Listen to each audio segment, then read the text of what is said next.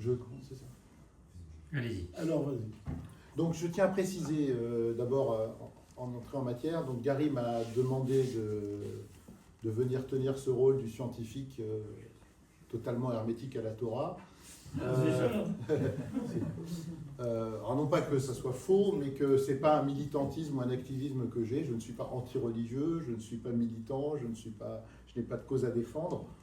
Peut-être que si j'étais citoyen israélien, je serais classifié anti-religieux à cause de la tendance qu'ont certains religieux en Israël de vouloir intervenir dans les affaires publiques, mais je crois qu'en France, c'est pas forcément le monde de la Torah qui intervient dans les affaires publiques, donc ça ne me concerne pas. Je situe le débat. On m'a laissé libre cours sur libre choix de comment organiser cette présentation. Je vais prendre les mots Torah et les mots science dans un sens le plus large. C'est-à-dire que je ne vais pas parler de Torah au sens du Chumash ou du Tanakh, mais de tout l'ensemble des croyances, des textes, des approches que véhicule le judaïsme religieux, le judaïsme traditionnel, celui qu'on appelle orthodoxe. J'aime pas tellement ce mot.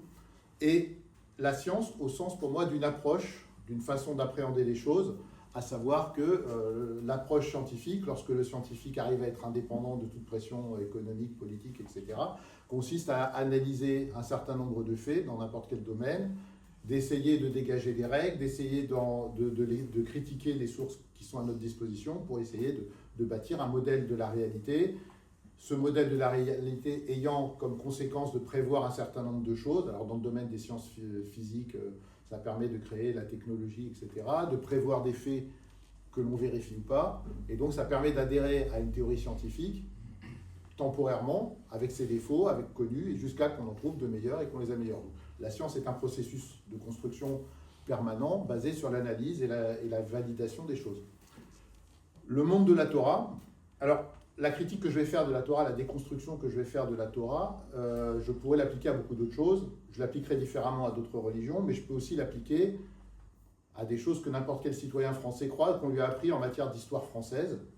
Lorsque je lis de l'approche scientifique moderne de l'histoire, c'est-à-dire analyse critique des sources, je m'aperçois que tout ce qu'on m'a appris à l'école gratuite, publique, laïque et obligatoire sur Clovis, Vercingétorix, la Révolution française, Napoléon, c'est de la foutaise, et que l'approche critique des sources permet d'avoir une vision totalement différente des phénomènes.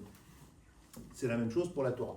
Ce qui me gêne dans l'approche de la Torah, c'est qu'on a un modèle qui se construit chronologiquement, avec un certain nombre de textes, d'éléments, d'idéologie.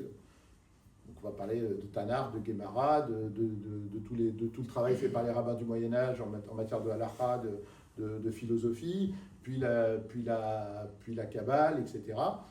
Chacune de ces couches chronologiques, sauf dans quelques cas, se prétend être rattachée par tradition orale à un élément fondateur qui est la révélation du mont Sinaï. Et je vais essayer de déconstruire pourquoi toute cette approche me paraît absolument, au sens étymologique du terme, incroyable, c'est-à-dire difficile à avaler, difficile à croire si on n'a pas un puissant acte de foi au départ. Je vais partir de la Mishnah. On pourra faire le Chumash après, on fera d'autres choses par la suite. La Mishnah, c'est un travail admirable qui a été fait dirigé par Rabbi Yehuda Hanassi.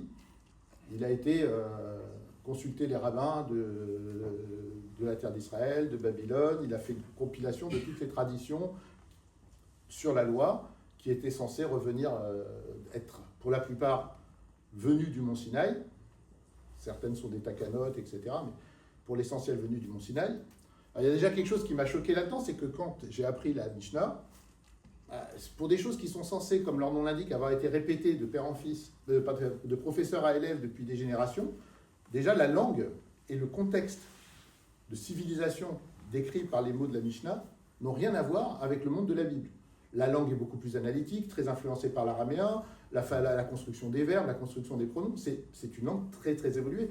J'arrive pas à croire que ces phrases-là, les textes même de la Mishnah, remontent par tradition jusqu'à même l'époque de David Améler ou la vie de Josias ou de Ezra et a fortiori Moshe Rabbeinu. Mais qui plus est, encore une fois, ça ne diminue pas la valeur du travail de compilation qu'il a fait et de sauvegarde d'un ensemble phénoménal de traditions, c'est juste j'ai du mal à penser que ces traditions sont aussi anciennes que ça. Maintenant, qui est le maître de Rabbi Yehuda Hanassi? Un de ses maîtres, c'est Rabbi Yossi ben Khalafta. Rabbi Yossi ben Khalafta, c'est le rédacteur du Seder Olam Rabbah. Je ne sais pas combien de gens connaissent ce texte. Je crois que c'est le premier texte traditionnel juif faisant référence à une chronologie du monde. Et c'est un texte qui a été adopté par la tradition. Et quand on lit cette chronologie et qu'on la compare à toutes les autres sources que l'on peut avoir, parce qu'il parle des rois perses, parce qu'on peut dater la chute du premier temple, parce que tout ça, ça paraît proprement, j'ai pas d'autre mot que absurde. C'est-à-dire que sur d'autres textes, on a des petites erreurs d'arrondi, des erreurs de 5-10 ans. Quand on voit la chronologie comparée des rois de Juda et d'Israël, on a du mal à la faire coller, mais on peut la justifier. Là, on a des décalages de plus de 100 ans. Il y a des choses qui ne tiennent pas la route. C'est-à-dire que quand on compare aux témoignages qu'ont laissés les rois perses, qu'ont laissé les Grecs, qu'ont laissé l'archéologie sur les mêmes faits, ça ne marche pas. Et donc, moi, je me dis, si ce gars-là, ce Rav, a réussi à faire un texte aussi incroyable, encore une fois, difficile à avaler, et il est le maître de Rabbi Yehuda Hanassi qui a eu cette mission de compiler la loi orale. Comment je peux faire confiance à ces gens-là pour avoir transmis une tradition fiable? C'est-à-dire, à partir du moment sur les éléments que je peux contrôler, je ne peux pas les croire parce que c'est en conflit radical avec toutes les autres informations qui sont à ma disposition pour juger les faits. Qu'est-ce qui me permet de dire que quand on va décréter des lois extrêmement complexes, détaillées, la constitution d'un téphiline, c'est quelque chose d'abominablement complexe qui ne s'invente pas. Qu'est-ce qui me dit que cette tradition est correcte, ancienne et remonte au Mont Sinaï? Je n'ai pas d'éléments pour le croire. Quand je vois, si je repars en arrière, si je parle du Chumash. Chumash, c'est une magnifique histoire, donc Maaseh Bereshit, les patriarches, la sortie d'Égypte, etc. Je prends ce que me dit le Chumash lui-même. Il me dit que Moïse a écrit un livre racontant tous ces faits. Et rien dans le Chumash ne prétend, n'affirme que le livre que j'ai entre les mains, le texte que je suis en train de lire, est ce fameux texte. Comment je fais pour croire que ce texte est le texte de Moïse? Il faut que je me réfère à une tradition rabbinique qui vient 1500 ans plus tard. Donc c'est les rabbins qui ont dit, le Chumash que nous avons entre les mains, c'est le texte de Moïse.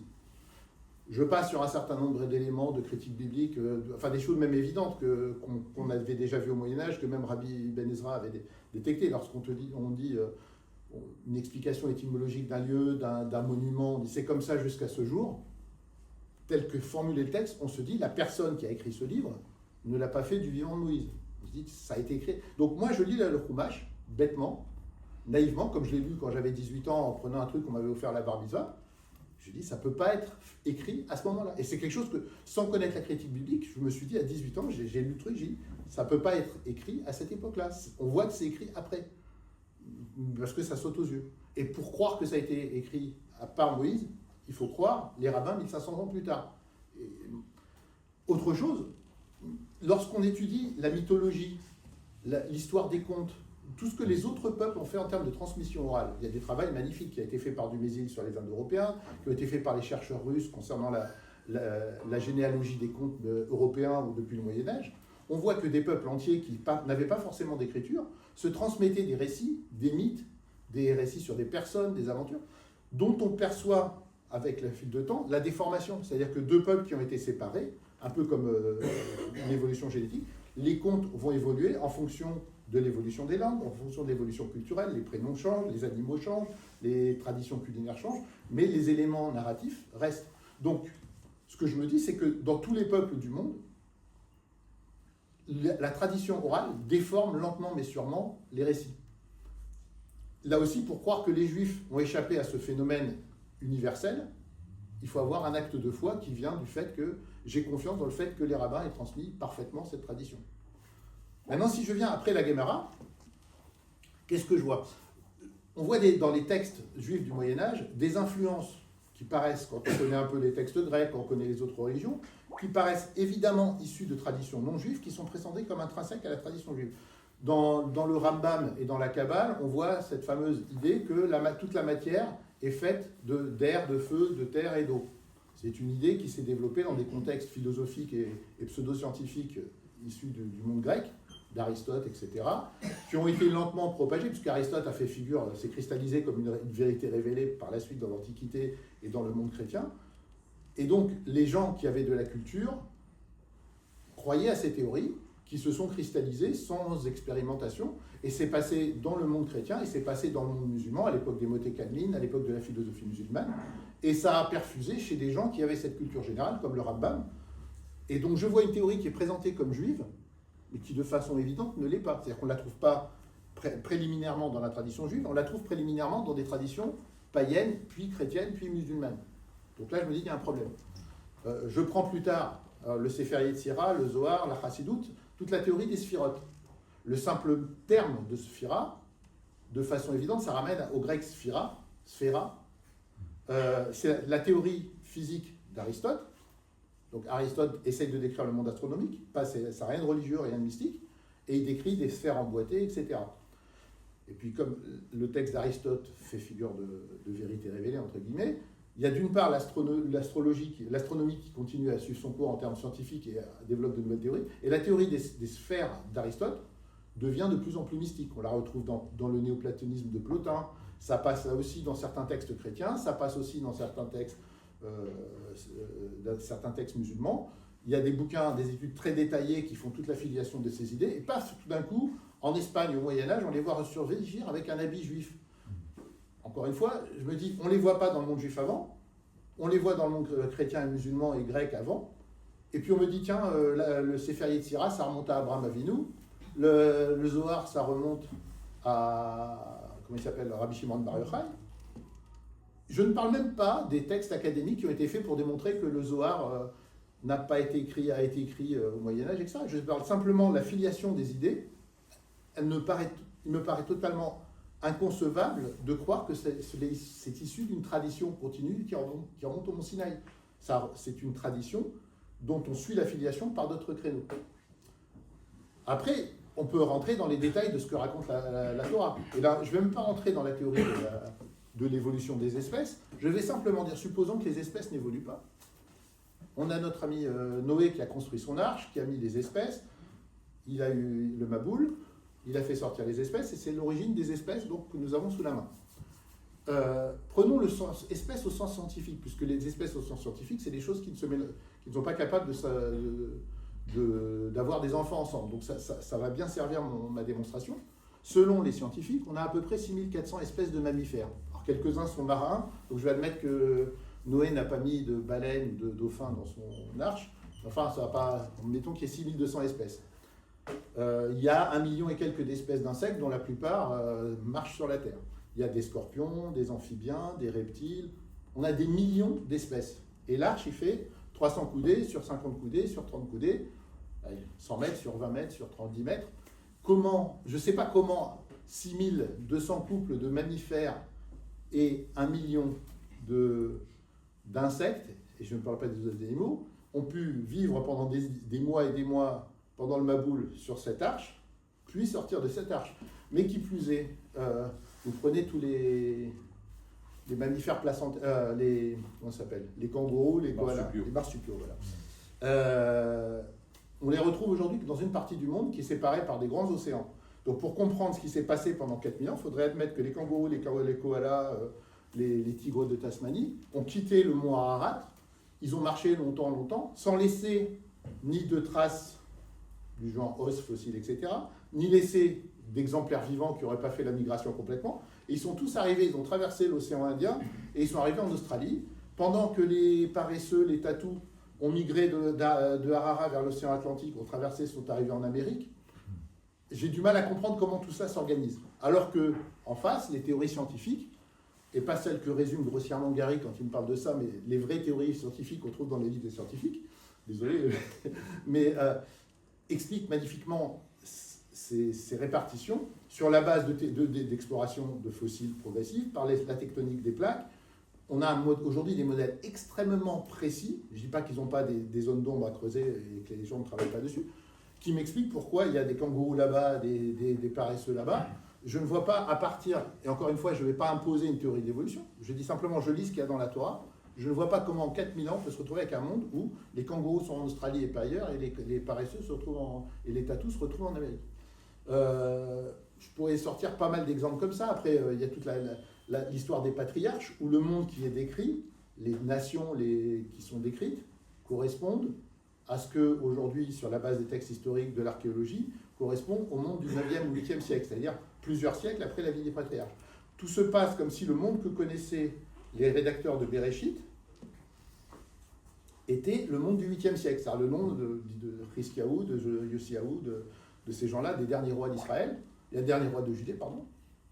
Et donc, j'ai du mal à comprendre pourquoi on décrit Abraham avec des textes, avec des peuples, avec des langues qui ne sont pas attestés en 1800. On a des textes de 1800 avant Jésus-Christ, on a des textes de toutes ces époques-là, par les Égyptiens, par les Babyloniens, on a des correspondances, on a des traces archéologiques, on a des hiéroglyphes. Le monde qui est décrit, les peuples qui sont décrits, les langues qui sont décrites, ne correspondent pas au monde décrit dans l'histoire d'Abraham. Ça correspond au monde de la Judée-Samarie. Bon, de même, l'archéologie, aujourd'hui, elle trouve toutes les traces du royaume d'Israël, du roi Omri, de Samarie, de tous ces gens-là, avec les écuries, les casernes, les palais. Elle ne trouve aucune trace du royaume unifié. C'est-à-dire que vous savez, si vous avez été à Jérusalem, à quel point les fouilles sont très approfondies à Jérusalem, notamment en haut du village de Siloane, où vous avez toutes les traces des premières administrations du royaume de Judée. C'est passionnant ce qu'ils font, moi je suis ça d'ailleurs. Mais il n'y a rien qui montre qu'à l'époque supposée du roi Salomon et David, donc à l'époque du royaume unifié, la ville de Jérusalem ait une taille significative.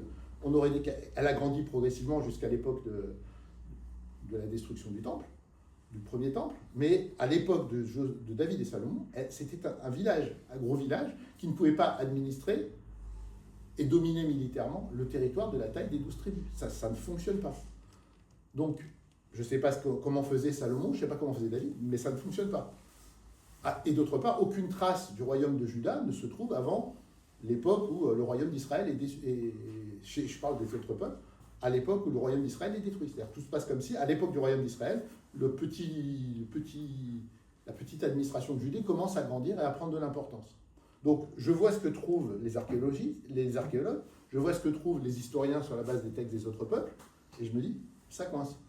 Après, il y a des modèles sur la base de... Je ne veux même pas rentrer là-dedans, issus de la critique biblique, disant les Judéens auraient pris des traditions d'Israël, etc. Bon, peu importe, mais tout ce que je vous dis, c'est que si je n'ai pas un acte de foi gigantesque au départ, me disant tout ce que dit un tel sur ce qui se passe avant, sur ce qui se passe avant, sur ce qui se passe avant, est vrai, je n'arrive pas à croire, à adhérer à tout ce que donne le monde de la Torah.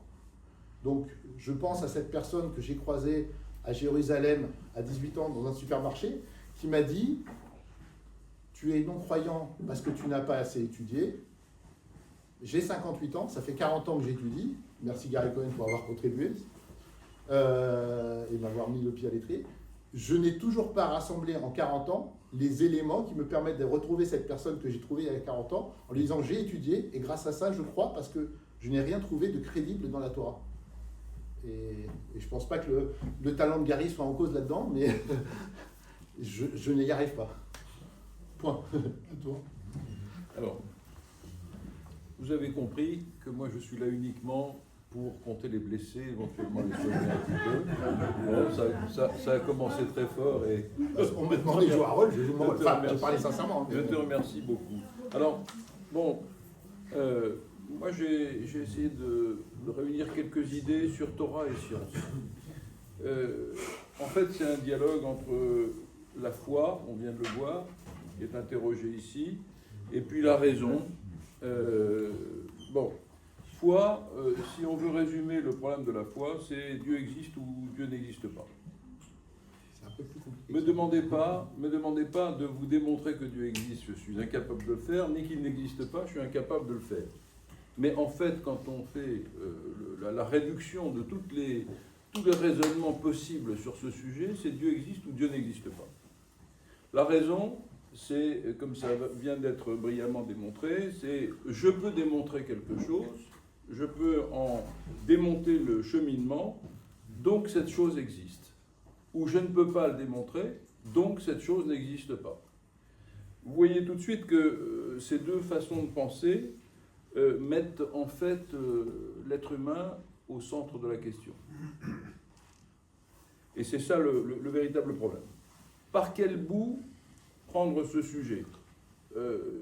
Moi, je ne vais pas pouvoir démontrer que Dieu existe ou non. Et en fait, en réfléchissant un petit peu, il se trouve que c'est la paracha Bo, c'est inscrit sur l'affiche. Je trouve trois amorces un peu intuitives qui sont présentes et qui donnent une piste, finalement. La première, c'est le concept que tu as très bien décrit, qui est le concept de révélation. Alors, dans cette paracha, Bo, on a un formidable déploiement des plaies d'Égypte.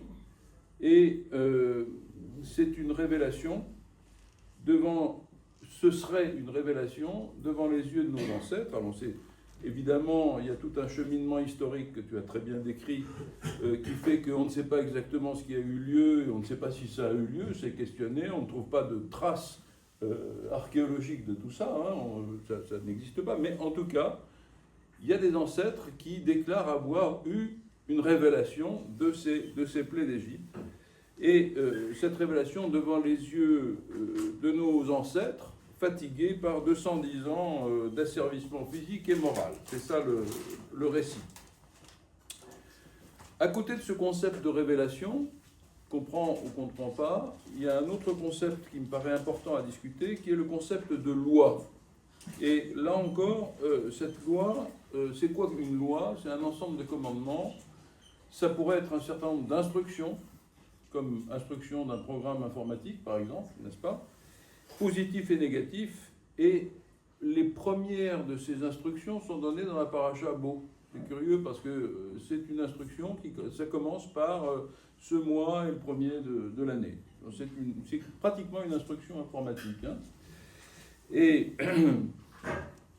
dans cette paracha, il y a le déroulement de toutes les instructions concernant la fête de Pessah.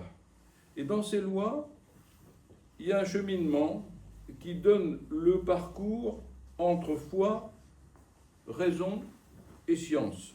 En effet, on voit se dérouler les mitzvot régissant les rapports entre l'homme et son environnement, les relations entre l'être humain et les autres êtres humains, et enfin, ces fameuses chukot, qui sont sans raison perceptible de prime abord. Ça, c'est le deuxième concept. Le troisième concept qui me paraît très important dans cette histoire-là, c'est le concept de transmission, puisque la conclusion de la paracha Bo est la révélation et la loi sont là pour être transmises, expliquées, notamment aux nouvelles générations, les générations futures. Donc c'est le concept d'éducation et c'est le concept d'enseignement. Quelque part, cette paracha nous donne un mode d'emploi pour résoudre l'équation insolvable du départ. C'est rester dans sa demeure, puisqu'on nous demande la nuit de Pessah de rester à la maison. Ça veut dire quoi? Ça veut dire ne pas sortir, ne pas penser qu'on peut sortir de ce qu'on peut comprendre, pendant la plaie finale libératrice, qui est la plaie la mort des premiers-nés. Ne pas croire de façon absolue en l'œuvre de nos mains, y compris pour ce qui concerne la critique historique, n'est-ce pas? Et ne pas croire qu'un être humain peut tout comprendre, tout savoir, tout démontrer, faire preuve d'humilité, celle de Moïse, le bègue, mais qui est arrivé à approcher dans la tradition la connaissance de Dieu mieux qu'aucun autre. Ça, c'est le premier principe. Le deuxième principe, c'est appliquer les règles. Pour aller toujours plus loin dans la connaissance, on part de la règle la plus simple, qui est de fixer un mois comme le premier mois de l'année, pour en arriver à des règles de raisonnement plus complexes, notamment celles de l'abstraction. Je parle aux mathématiciens. S'émerveiller de constater l'incroyable complexité du réel, que tu as survolé, et au-delà de l'existence infiniment plus abstraite que ce monde réel qui nous est offert comme un terrain de jeu, simple idée des multitudes d'univers qui, on le sait maintenant, coexistent et dont les anciens avaient déjà l'intuition dans la formule Baruch Hay HaOlamim. C'est une première conclusion. Ça veut dire quoi, ça, ces trois mots? Qu'il soit béni, le maître des univers. Pourquoi HaOlamim est au pluriel? Ça, c'est facile à répondre. Bon. À toi. Oui. Alors, je vais commencer par ce que j'ai préparé et je vais quand même répondre à Robert. J'ai remarqué que quand il a dit que le problème c'est de croire en l'existence de Dieu, Robert n'était pas d'accord comme moi. J'ai pas parlé de Dieu. Parce que nous avons parlé, J'ai parlé nous de avons toutes les étudié croyances le de la sujet Torah. ensemble. Bon, on va revenir là-dessus.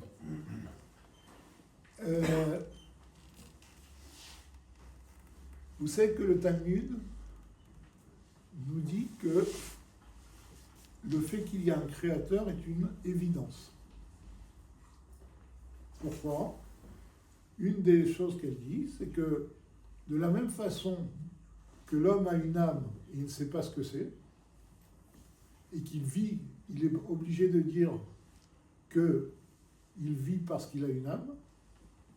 Alors je sais que, je me rappelle quand j'étais en terminale à Yavne, il y a ma prof de chimie, je lui ai dit, quand même, c'était pas, je crois que c'était même pas une juive, je lui ai dit quand même le fait que il y a une âme est évident. Elle m'a dit non. Le corps marche par des réactions chimiques. Je lui ai dit ah bon? Elle m'a dit on ne les connaît pas encore toutes, mais on y arrivera. Bon, c'est une vision très pragmatique des choses, mais un homme lambda est obligé de dire qu'il y a un souffle de vie. D'ailleurs, comme je dis, l'âme, on peut lui donner une définition mathématique, c'est la différence entre un homme vivant et un homme mort. D'accord? Il y a quelque chose qui s'est passé. Bon. Peut-être toutes les connexions chimiques ne se sont pas faites, mais bon, il y a quelque chose qui s'est passé. Appelez ça plan. En tout cas, le Talmud nous dit que de la même façon qu'on voit que l'homme vit par une âme dont il ne connaît pas la teneur, eh bien nous voyons que l'univers tout entier vit alors que c'est quelque chose d'inerte. Et là, un corps est aussi quelque chose d'inerte. Bon. En gros, ça c'est une idée que même, je ne sais pas si vous avez vu, il y a 3 ingénieurs qui ont écrit tout un livre là-dessus, sur le fait que... Et c'est vrai que quand on observe l'univers, il y a un tas de phénomènes qui sont complètement inexplicables et inexpliqués. Vous savez que la femme du Rabbi Lubavitch écrivait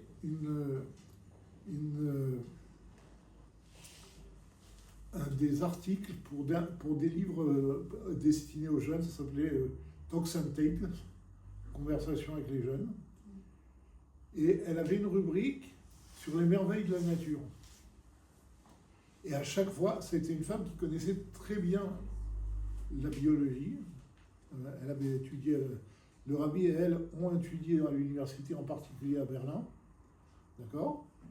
Et elle faisait à chaque fois un article sur une merveille de la nature. Ça pouvait être des insectes, ça pouvait être des animaux, etc.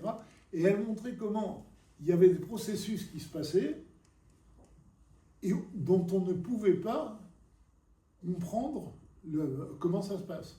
On ne voyait pas pourquoi il y a des instincts chez les animaux qu'on ne peut pas expliquer. Par exemple, moi j'ai lu un article à l'époque sur l'Encyclopédia Universalis. Il y a une espèce d'araignée, d'accord, qui, pour tuer leur proie, les pique juste au niveau du cou, de façon très précise. Bon, c'est bien, les parents ont dû leur apprendre. Le problème, c'est que ces araignées, quand elles sont nées, elles sont abandonnées par les parents. Elles n'ont pas d'éducation. Et elles reproduisent le geste de leurs parents. C'est des choses que aucun scientifique n'arrive à expliquer.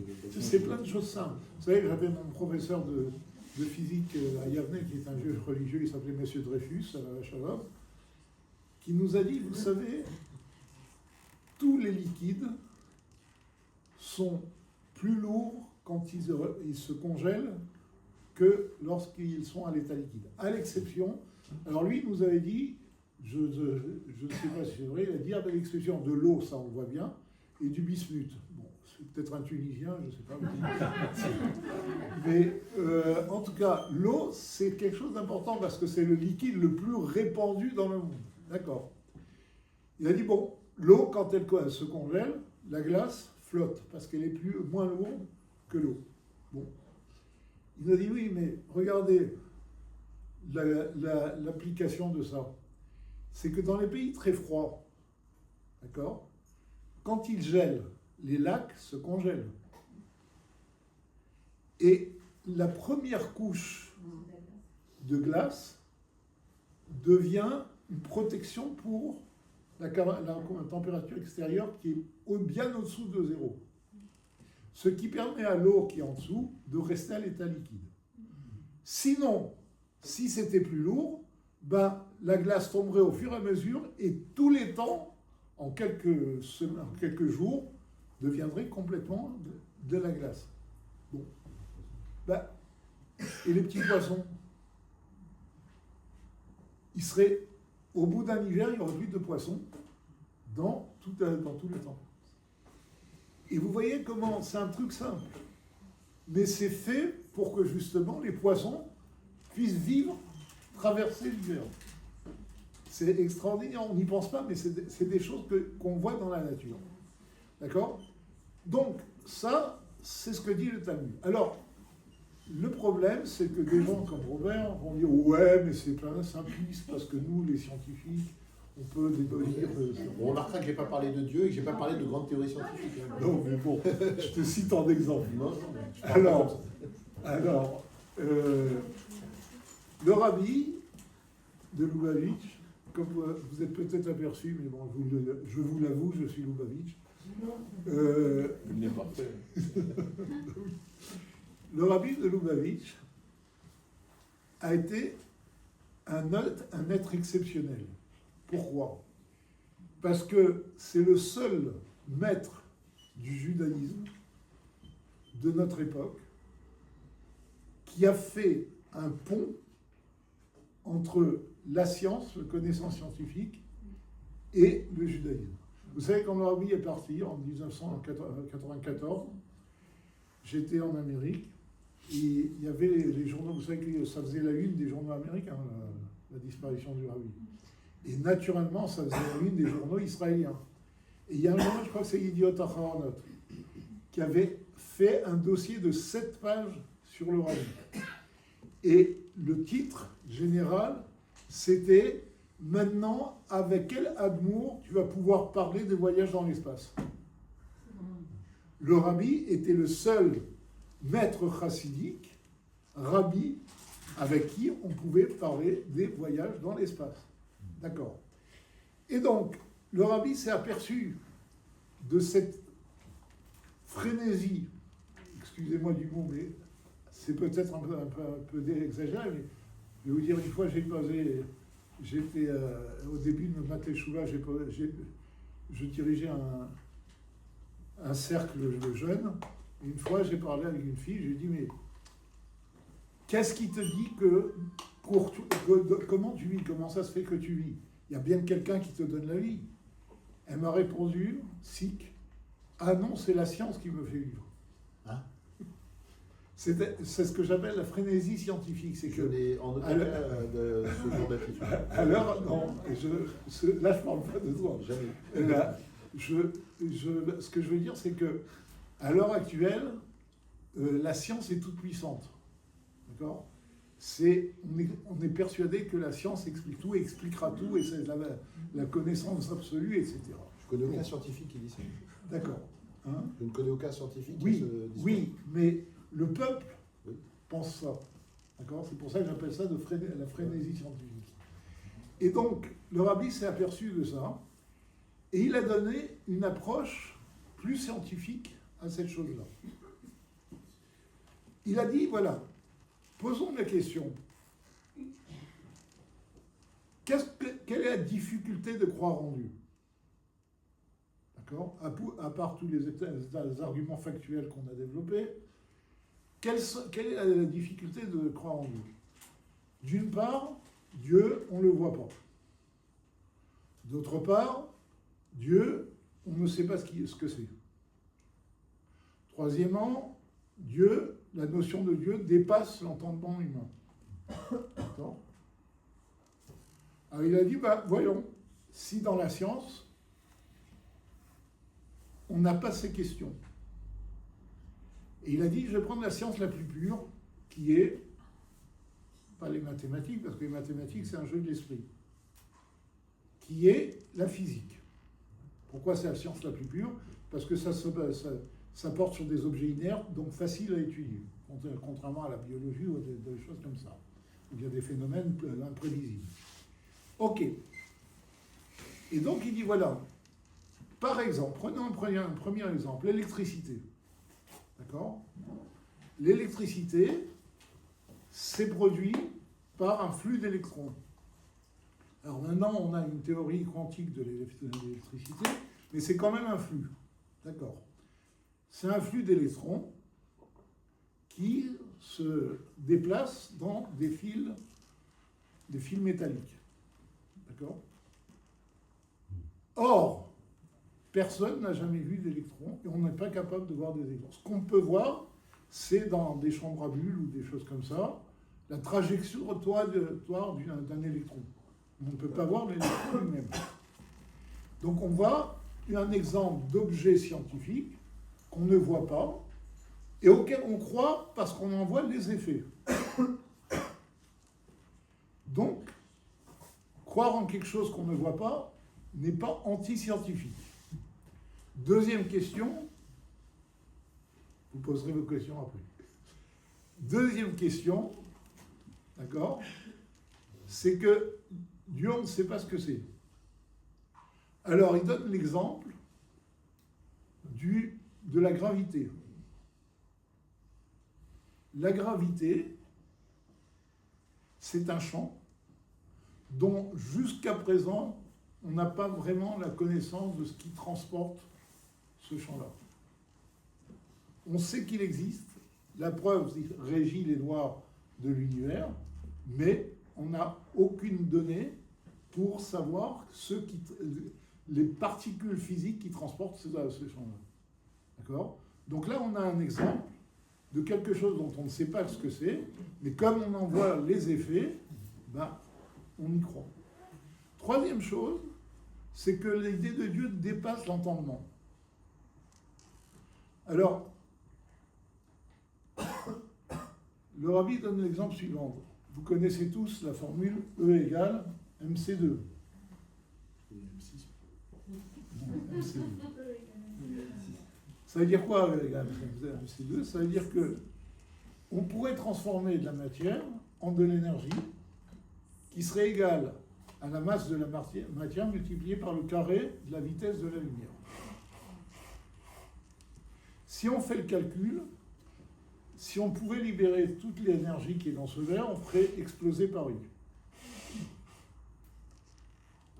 Une fois, je suis passé à la douane, à l'aéroport, j'avais oublié, parce que quand je me déplaçais pour mon travail, j'apportais de quoi manger.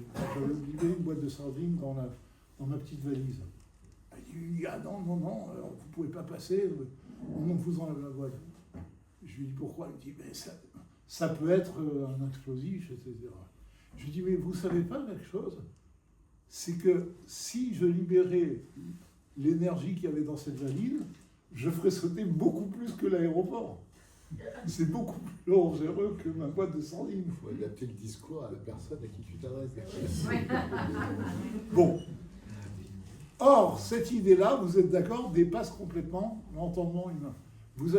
Einstein a dépassé l'entendement humain à différentes reprises. Vous connaissez le paradoxe des jumeaux. D'accord? Il y a deux jumeaux qui ont 20 ans. Il y a un qui prend un vaisseau spatial qui va à une vitesse proche de la lumière et l'autre reste sur Terre. Et quand on est proche de la lumière, le temps se réduit. Donc quand il revient, il a 21 ans et son frère a 40 ans.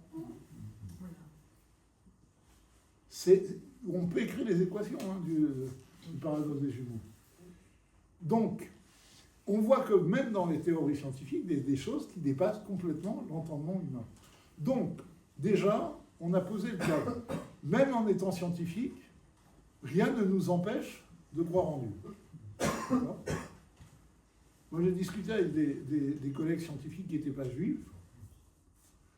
Ils m'ont dit, pour certaines théories, ils m'ont dit, ce sont des théories. Bon. Il n'y a rien qui nous empêche de croire en Dieu. Bon, mais ça, c'est autre chose. Alors, le problème est le suivant.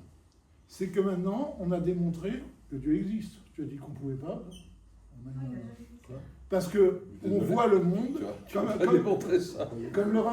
le rabbi dit, si vous entrez dans une usine entièrement automatisée, plus l'automatisation est grande, et plus le nombre de prières est important, et plus vous allez aller dire, c'est un cerveau génial qui a fait cette usine. Rien ne permet d'affirmer ça. Ah, si. Non. Or, le monde est composé de... On ne peut même pas compter le monde. Donc ça, c'est la théorie de l'horloger. Oui, il y a une très belle horloge, donc il y a forcément un horloger. Dieu est celui décrit par la Torah. Tu vois bien que même les philosophes français qui étaient anti-religieux, plus ou moins, ils étaient obligés d'admettre qu'il y avait un grand horloger. Et qu'est-ce qui me dit que ce alors, Dieu est le Dieu de la Torah? Je ne t'ai pas parlé de Dieu, je t'ai parlé de la Torah. Une seconde.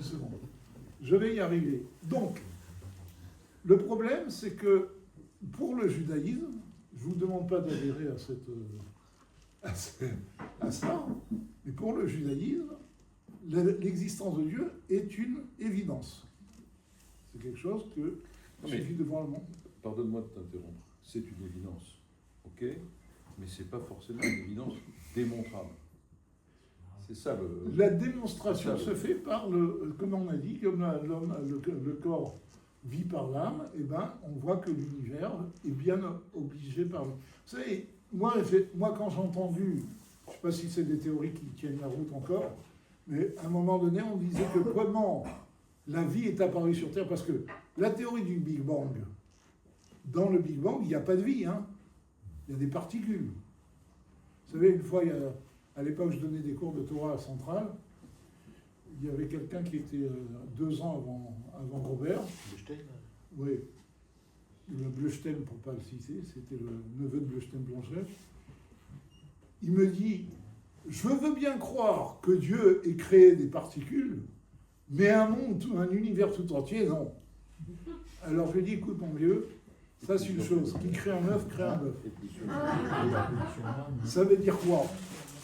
C'est que la difficulté, c'est pas de mettre en ordre des particules, la difficulté c'est de les sortir du néant. La création, c'est faire sortir quelque chose d'existant à partir du néant.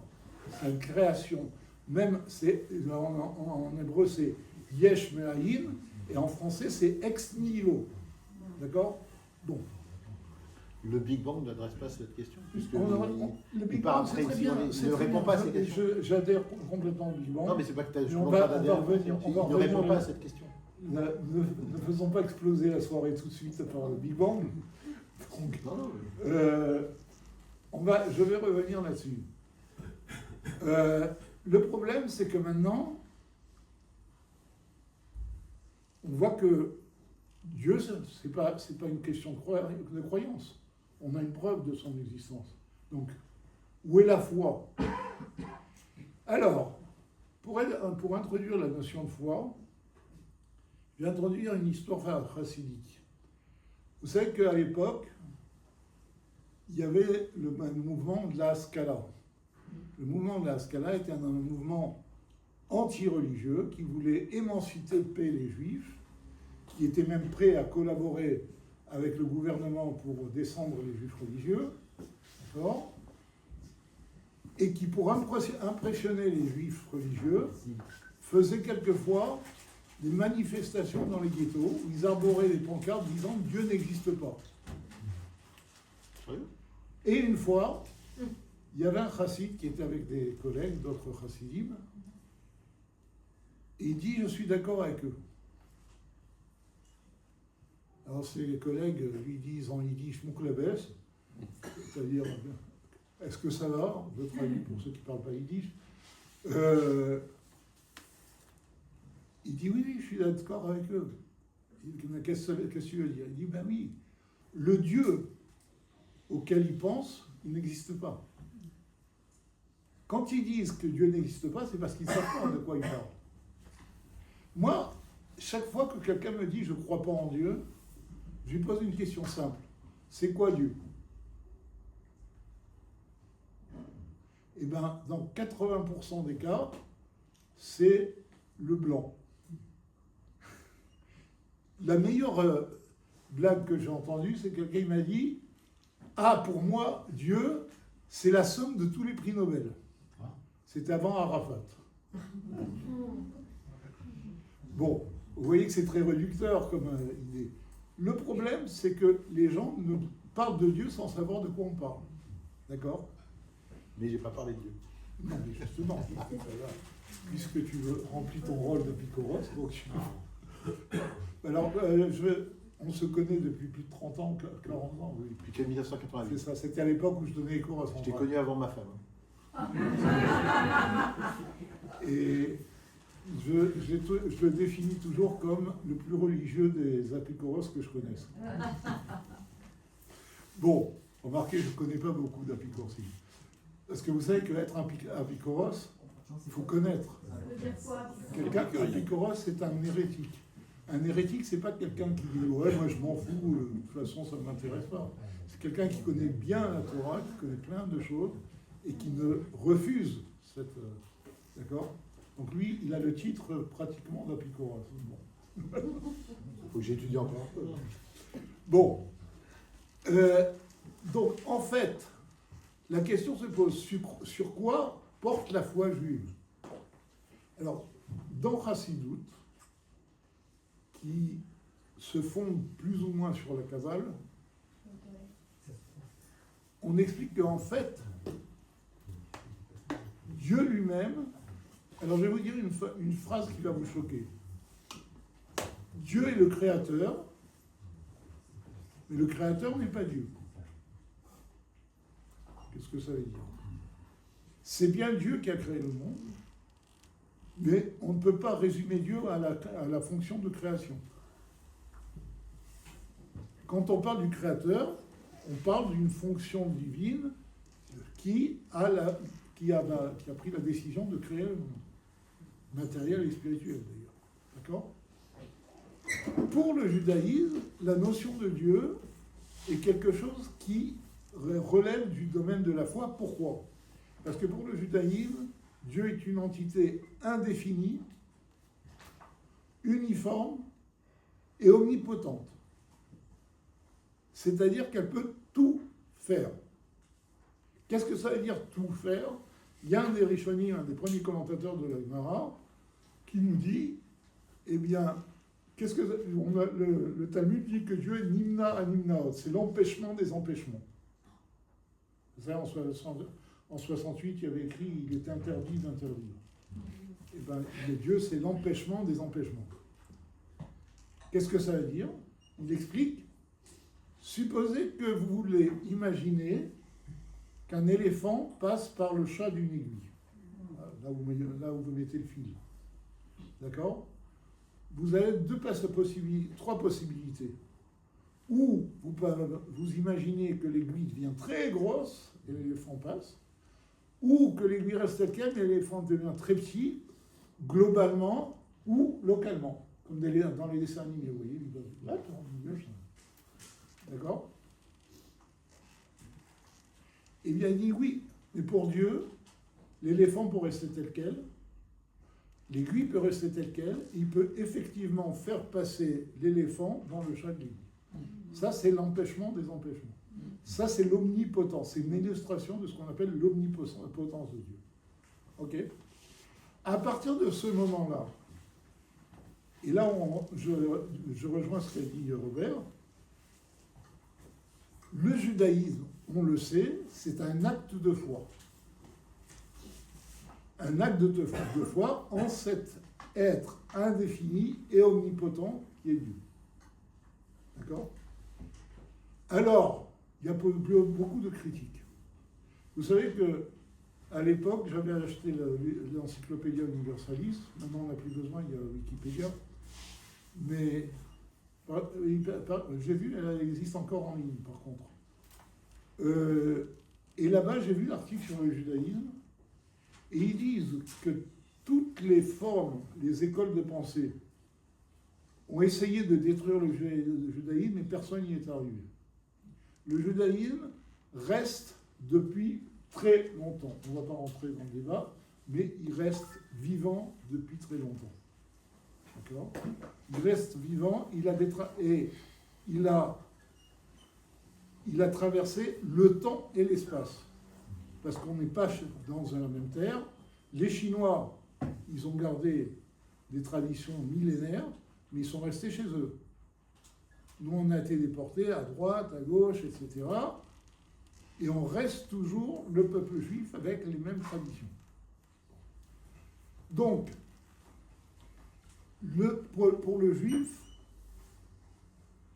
la Torah, le judaïsme, c'est d'abord un acte de foi en ce Dieu tout-puissant. Et je vais vous donner une illustration très intéressante, et c'est là où on arrive au pont avec la science. Comme vous le savez, le rabbi de Lubavitch était un grand croyant.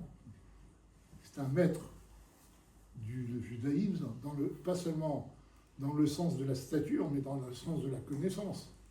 D'accord? Bizarrement, son beau-père, le rabbi précédent de Lubavitch, l'a poussé à faire des études à Berlin.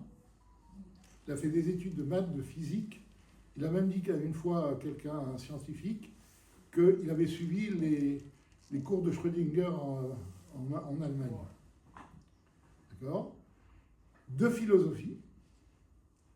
Et en France, il s'est fondé sur un ami qu'il connaissait, qui faisait partie de la direction de l'école des travaux publics, pour qu'on admette son gendre comme étudiant de cette école. À l'essai. Donc ils l'ont pris, je crois, 3 ou 6 mois à l'essai, et en voyant son niveau de connaissance et sa brillance, ils l'ont gardé jusqu'à la fin du cycle. Donc il avait un diplôme d'ingénieur. Ce qui, a priori, est très paradoxal. Parce qu'un juif orthodoxe ne va pas se mettre à étudier des sciences profanes. D'accord? Je peux faire une réflexion? Oui. Alors, justement, tu dis, le rabbi de Lubavitch a été le premier, le seul, Non, je dis pas le premier. à s'imprégner ce qu'on pourrait appeler des sciences profanes. C'est pas vrai. C'est pas vrai. Pour ça que j'ai dit, j'ai pas dit le voilà, premier. c'est pas vrai. À travers même ce que Robert a dit d'entrée de jeu, on voit très bien que le judaïsme, depuis le début, c'est le mariage d'une foi que tu viens de décrire et en même temps d'une imprégnation d'un environnement scientifique à une époque donnée. Oui, et alors c'est ça attends, une seconde. Ce que je suis en train de dire, c'est que aucun des maîtres chassidiques du contemporain du rabbi n'a été qu'un scientifique. Aucun. Mais c'est pas dans le monde des rabbins, c'est dans le monde des maîtres chassidiques. Comment? C'est pas dans le monde des rabbins en général, c'est dans le monde des maîtres chassidiques. Oui. Ouais. Et même dans le monde des rabbins, il y a quelques rabbins qui ont fait des études, comme le Bostoner Rebbe, mais il n'y a pas des masses de gens. Vous savez, une fois, on m'a raconté qu'il y avait une fois un juif très religieux. Il y a l'ancien rabbi de Satmar, qui est un grand ami de Chacham, qui est venu à Paris. Et ce monsieur qui était religieux a amené son beau-frère, qui n'était pas du tout religieux, chez le Satmar Rebbe. Et le beau-frère étudiait la botanique. Alors, le Satmar Rebbe lui pose la question, il dit « Qu'est-ce que vous faites dans la vie ?» Il dit « Je suis étudiant en botanique. » Et le Satmar Rebbe lui dit « Niaish boitai » Est-ce qu'il y a un plaisir avec l'accent polonais? Yeshbota Anoug, est-ce qu'il y a dedans un plaisir? Et il paraît qu'il a fait de ses cheveux et il s'est mis à étudier la Torah. Ça, c'est le modèle classique du juif orthodoxe. C'est celui qui étudie la Torah, il ne s'occupe pas du reste. Le juif orthodoxe, il est fermé sur lui-même. Le rabbi a brisé complètement ses limites. N'oublions pas. Le Rambam, c'était pas ce que. Oui, non, mais je parle de l'époque contemporaine.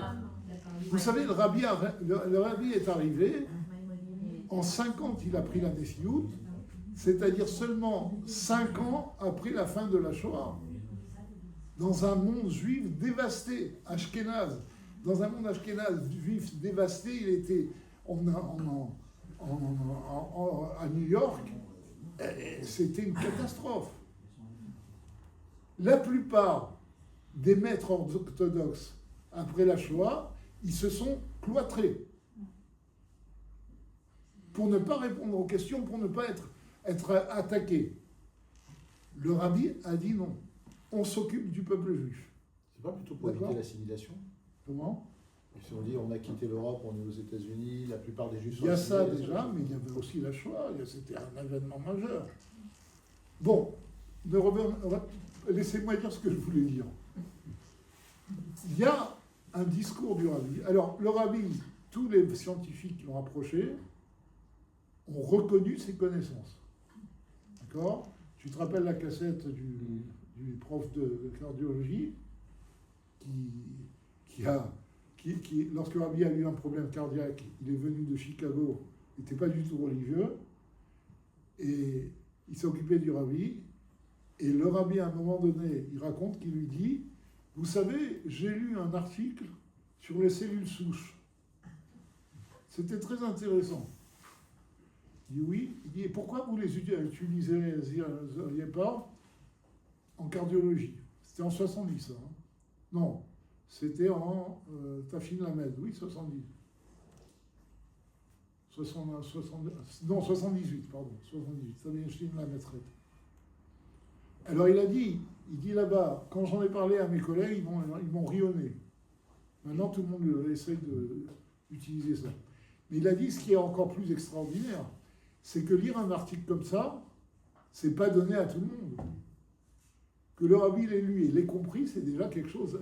Donc ça prouve qu'il avait des connaissances scientifiques très solides. Tous les gens qui l'ont approché en témoignent. Et c'est là où je veux en venir.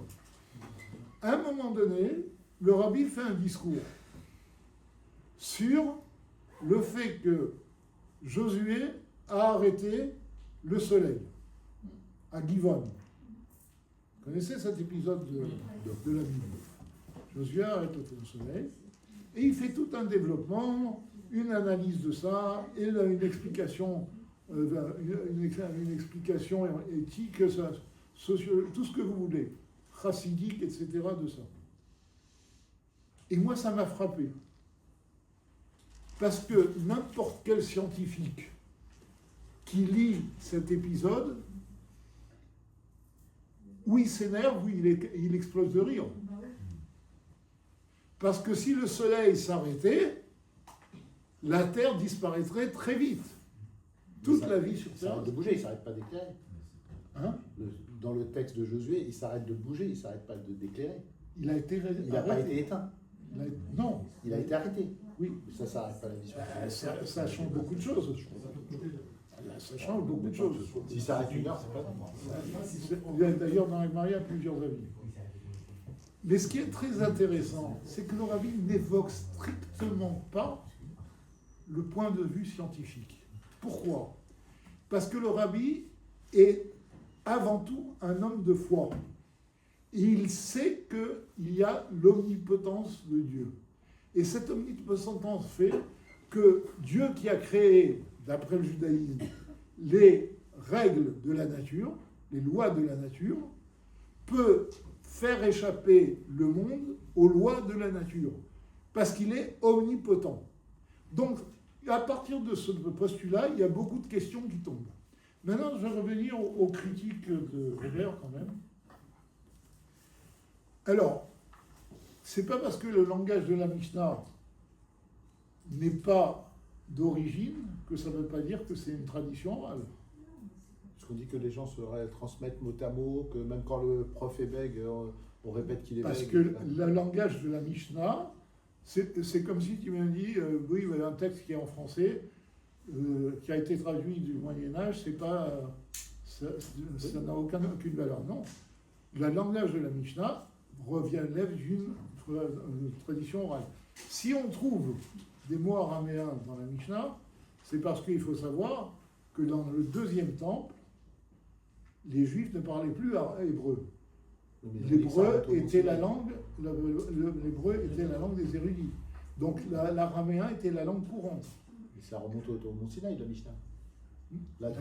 Non. La tradition mishnaïque, il ne faut pas confondre le texte. C'est pas la Torah écrite, c'est la Torah orale. Oui. La Torah remonte au Mont Sinaï. Mais la Mishnah, le texte de la Mishnah ne remonte pas au Mont Sinaï. C'est la tradition orale qui remonte au Mont Sinaï. Et justement, comme le Rambam nous dit, pendant des siècles, c'est des répétitions de maître à élève. Pendant des siècles. Alors, il faut savoir, le Talmud nous dit qu'à l'époque, les gens apprenaient les lois 100 fois. On faisait répéter aux enfants chaque loi 100 fois. Parce qu'elles n'étaient pas écrites. Et les grands maîtres qui connaissaient par cœur toutes ces lois, quand ils faisaient un cours, ils avaient devant eux simplement un plan du cours. D'accord ? Mais il leur était interdit d'écrire le cours. Il n'y avait pas de polycopier. Parce qu'il fallait qu'il y ait une tradition orale. Pourquoi ? Alors moi, j'ai une explication très simple de la tradition orale. C'est que il y a des exemples dans les religions. Vous savez, vous connaissez le mot manichéen. Manichéen, ça vient d'un prophète qui s'appelle Mani, qui a fondé une religion. D'accord ? Et il a dit, moi, je ne laisserai aucun point d'ombre dans mon dogme, je vais écrire tout mon dogme. Comme ça, ce sera figé pour toutes les générations. D'accord ? 2 générations après, les prêtres se tapaient dessus pour savoir ce qu'il voulait dire. Il y a des textes très anciens dont on ne connaît plus le sens parce qu'il n'y a pas eu de tradition orale sur ce texte. Parce que l'oral n'est pas le même, et c'est ça le problème que tu soulèves sur la Mishnah, c'est que l'oral n'est pas le même à chaque époque. Chaque époque, il y a une autre façon de s'exprimer. Et c'est pour ça que la tradition orale dans le judaïsme a laissé vivantes les règles du judaïsme. Bon. Alors, maintenant, quand tu dis, dès que tu as lu le Chumash, tu avais vu que ça n'avait pas été écrit par Moïse, je ne sais pas d'où tu Non, j'ai pas dit il est impossible qu'il ait été écrit par Moïse. J'ai dit le texte du Chumash n'affirme pas qu'il est ce texte. Moïse a écrit un livre. Oui, et je n'ai pas raison de croire que c'est celui-là. À l'époque du don de la Torah, la notion de copyright n'existait pas.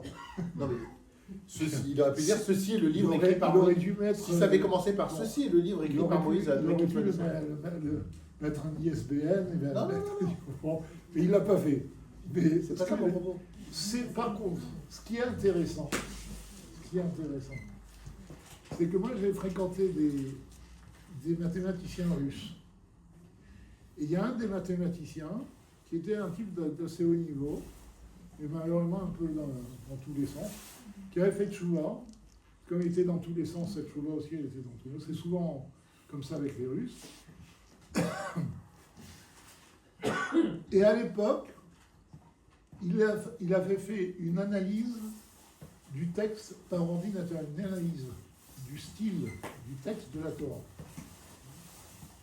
Et la réponse, c'était que tout le texte était écrit par la même personne, avec une variation de style, alors qu'une analyse, ça se fonde sur des mots qui ne sont pas compris par l'ordinateur. D'accord ? Et l'ordinateur a relevé une variation de style lorsque Dieu s'exprimait. C'est intéressant. Je vois comment et ça déjà, C'est pas intéressant. ça fait un échec à tous ceux qui disent oui, la Torah est disparate, ça a été écrit à plusieurs C'est époques. pas ça mon propos. Bon, en tout cas, ça a été Mon une propos, c'est de expérience dire- scientifique. Même le texte de la Torah ne prétend pas être ce livre. Il n'y a pas marqué. Des fois on dit voici la révélation faite Bon. à tel Ok, prophète et alors, blablabla. arrête une seconde. Moi je dis là Mais- c'est pas ce que prétend le texte Alors, du fromage. J'ai un autre truc, les 4 éléments. C'est marrant parce que c'est une question qui a été posée au rabbi. C'est une question que je t'ai posée il y a 3 Il mois. y a, il y a quelqu'un qui dit au rabbi comment les sages peuvent parler de 4 éléments alors que maintenant, de nos jours, on connaît 88 éléments. 12. Attends. Non, à l'époque, c'était 83 éléments. Alors le rabbi il a dit, vous n'êtes pas à jour parce qu'on en est à 86. Et on en découvre au fur du temps. Il dit, il faut savoir que les 4 éléments dont on parle sont des 4 éléments physiques. C'est le liquide, le solide, le gazeux et le feu qui a un 4e état. Donc c'est le plasma plutôt. C'est 4 états physiques. Le rabbi dit clairement. Non, le feu, c'est pas un état. Le plasma, c'est le quatrième. Alors le plasma, c'est un état. Mais pas le feu. Ok. On appelle ça le feu, mais c'est un état quand même. Ok. Oui, mais alors cette théorie elle dit que chaque élément est un mélange de ces 4-là. C'est Oui. pas vrai. On avait une question dans ça. Un instant. Je termine. La Kabbale n'est pas apparue, comme veulent le dire les rationalistes Ces au textes vont Moyen apparu Âge. à un moment donné.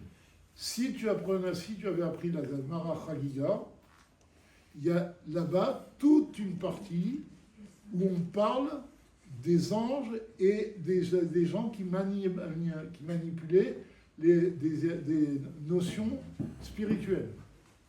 La Kabbalah existe depuis la nuit des temps. Et on a une trace dans la Gemara Chagiga. Les gens qui disent que la Kabbale, ça a été créé Les par... Sefer Yetzira et le Zohar, ils sont apparus à un instant. Maintenant ils ont que été le publiés à un langage instant. de la Kabbale a été emprunté à des langages là, ça c'est tout à fait possible, c'est pas un problème. Mais la Kabbale, en tant que science ésotérique, elle apparaît dans la Gemara Chagiga. Ok.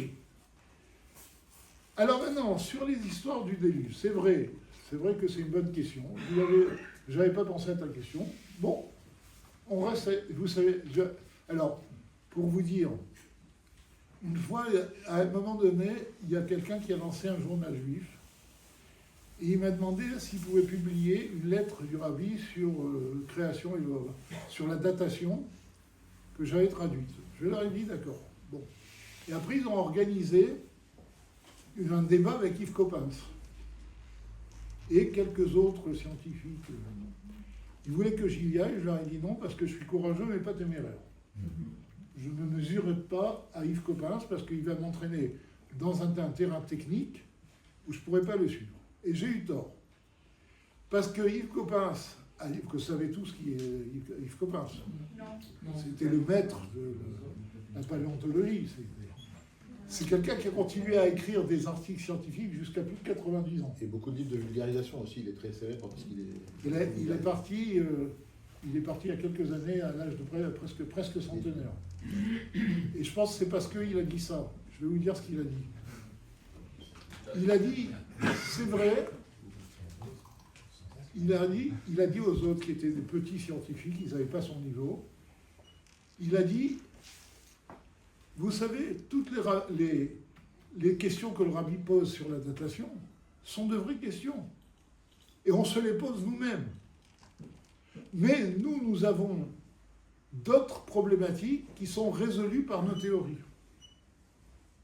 Et il a terminé en disant, d'ailleurs j'ai vu la photo du rabbi de Lubavitch dans votre journal, ça a l'air d'être un homme très sage et j'aurai plaisir à le rencontrer.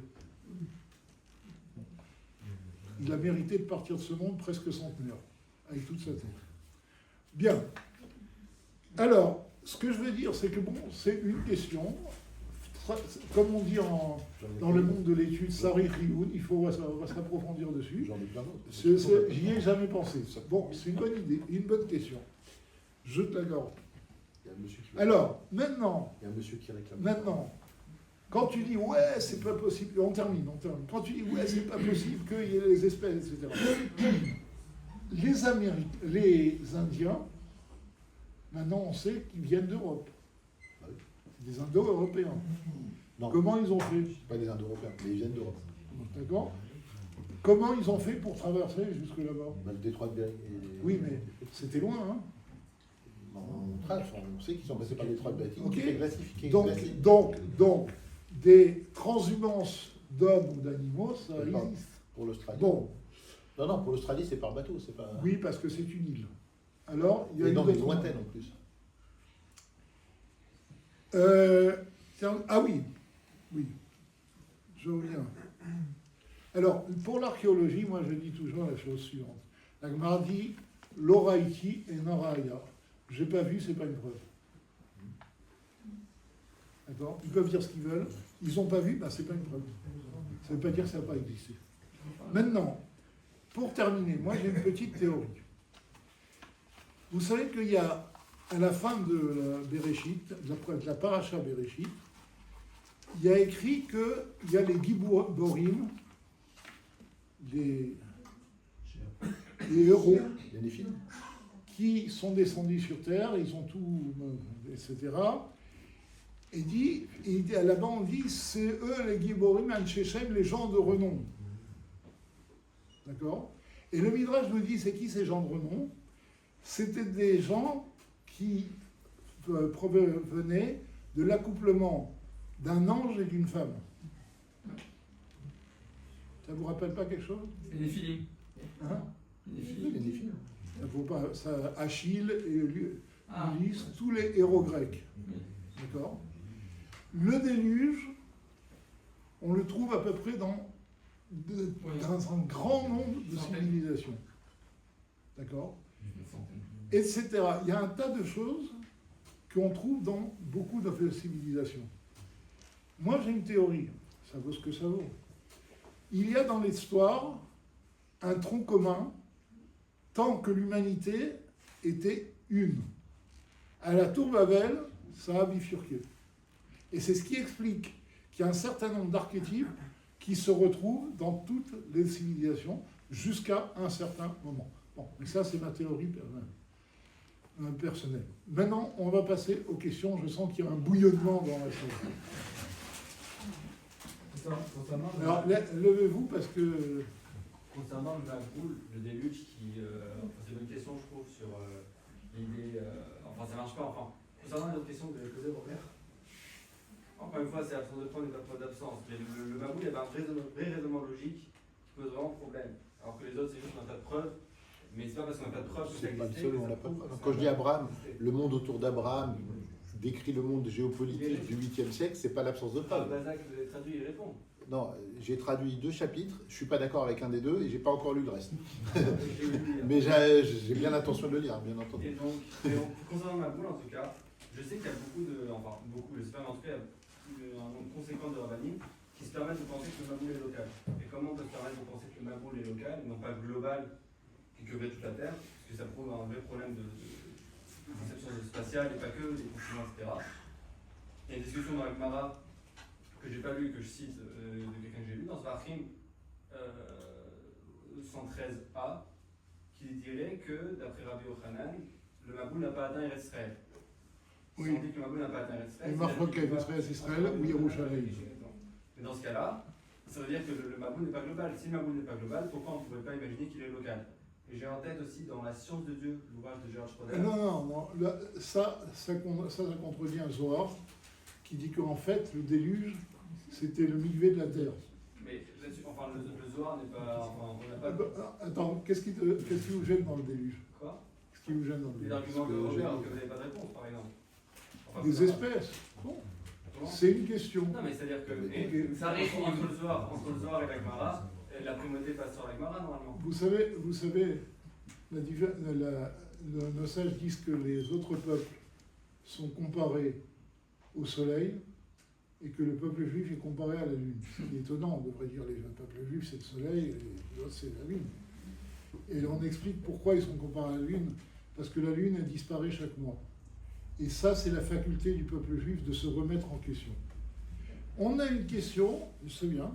Tu sais, dans la Gemara, il y a des questions aussi. Hein. D'accord? On va y réfléchir. Je l'ai pas dit. Je suis honnête avec toi. J'avais jamais pensé à cette question. Ah bon? Je suis honnête. Et j'ai jamais compris pourquoi personne Ça n'a arrive, pensé alors qu'elle D'accord? Mais on c'est l'a pas pas, nulle part cette question. c'est pas parce qu'il y a une question sur le déluge que le déluge n'a pas existé. C'était plusieurs rabbins qui pensaient D'accord? peut-être- Surtout que c'est pas seulement la Torah qui en parle, mais une pléthore de civilisations.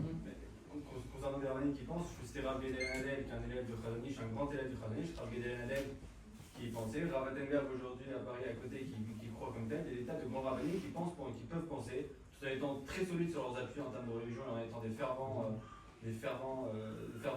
charedim, quoi. Il n'y a pas plus fond que, pourtant, que le maboule local, et ça corrobore. Là, ça enlève le problème. Mais pourquoi est-ce que vous pouvez dire que tous les peuples pensent, enfin, les autres Donc, on Farim, a trouvé des traces dans tous les peuples. oui, mais les autres Farim en C'est question pas local. sont Non, mais une seconde, je comprends pas, parce que cette histoire-là du caractère local du Maboul, je vois pas en quoi ça répond d'une part à cette question. Bah si, parce qu'il n'y a pas besoin de sauver les kangourous. Oui, d'accord. Les kangourous, ils ont été mis là dès le Et départ. d'autre part, ça contredit le Zohar, ça contredit d'autres sources. Mais la Gemara est d'accord. Alors, je vais vous dire une chose, il faut faire très attention.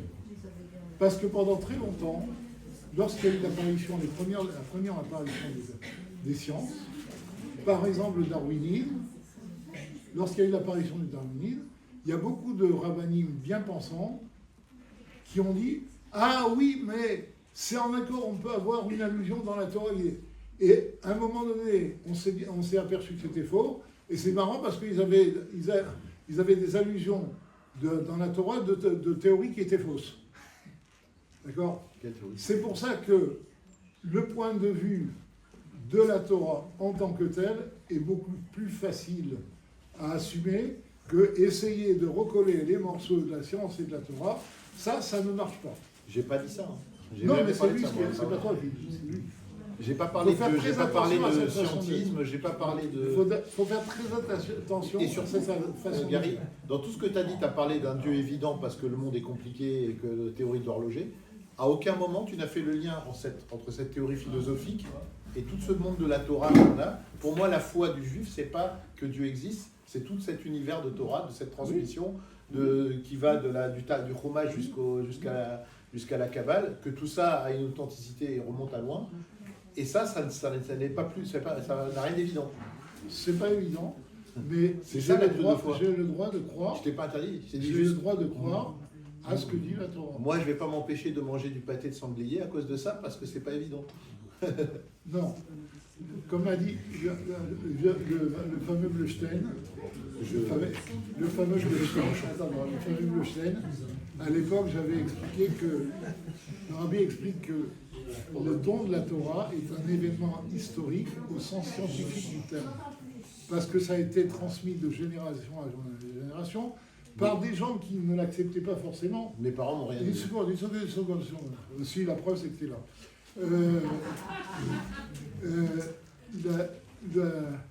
Vous savez, les Juifs dans le désert, à un moment donné, quand ils ont demandé les cas, ils ont dit Zacharnu et Adava, et Adaga, etc.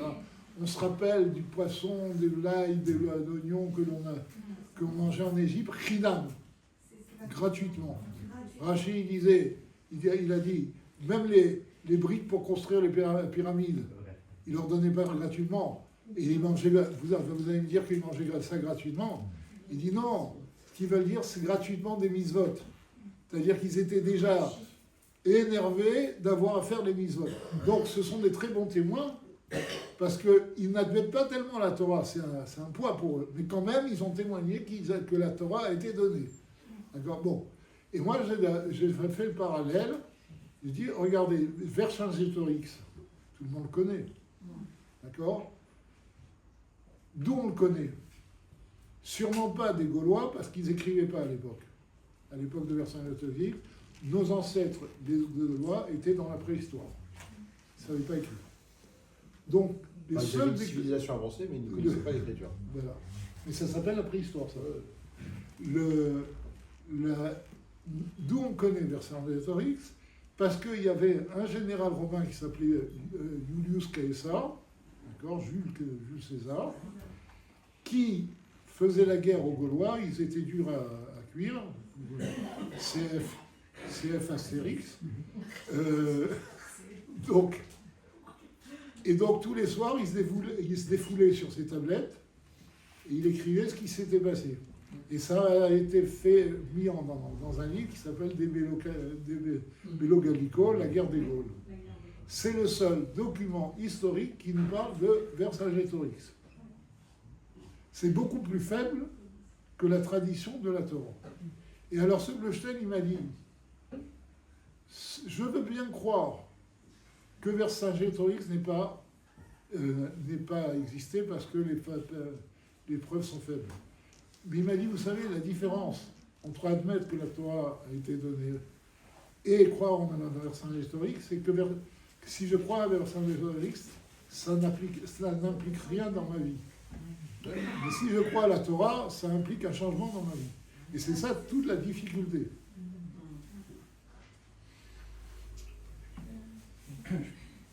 Oui. Alors donc je voudrais faire un commentaire et poser une question. Donc le commentaire, c'est que le sujet d'aujourd'hui, c'était science et Torah.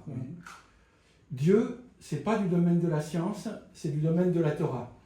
Donc on ne pourra jamais démontrer par la science que Dieu existe ou n'existe pas, puisque comme vous l'avez dit, Dieu, par définition, on ne sait pas le définir, justement. D'ailleurs, vous avez dit quelque chose qui m'a choqué. Vous avez dit à un moment, on ne sait pas démontrer que Dieu existe, donc Dieu n'existe pas. Non, je n'avais pas dit ça, moi. Non, c'est pas moi. Vous n'avez pas dit Je ça? n'ai pas parlé de ça. Personne n'a dit ça. Vous avez mal suivi ce que j'ai dit. On a donné une démonstration du créateur, pas de Dieu.